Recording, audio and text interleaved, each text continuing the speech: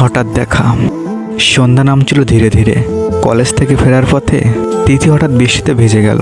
ছাতা ছিল না, আর আশেপাশেও তেমন কেউ ছিল না সাহায্য করার মতো। তখন এই সামনের চায়ের দোকানের সামনে দাঁড়িয়ে থাকা এক ছেলেকে চোখে পড়ল তার। চেনা চেহারা, কিন্তু কোথায় যেন দেখেছে। ছেলেটি এগিয়ে এসে বলল, তুমি তিথি, তাই না? আমি রুদ্র, স্কুলে একসাথে পড়তাম, মনে আছে? তিথি একটু ভেবে বলল, ও হ্যাঁ, তুমি তো খুব চুপচাপ ছিলে, এখন দেখি বেশ আত্মবিশ্বাসী লাগছে।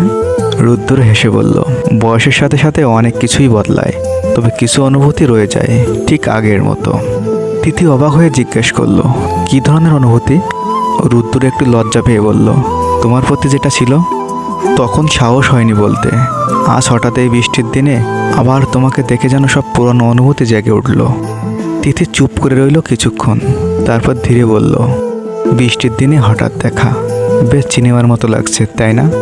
রুদ্র মৃদু হেসে বলল, তবে শেষটা বাস্তব হোক। চা খাবে আমার সঙ্গে? তিথির মুখে লাজুক হাসি। সে হ্যাঁ বলতেই দুজনের মাঝে জমে উঠল এক নতুন গল্পের শুরু। গল্পটা কেমন লাগছে অবশ্যই জানাবেন। ধন্যবাদ সবাইকে।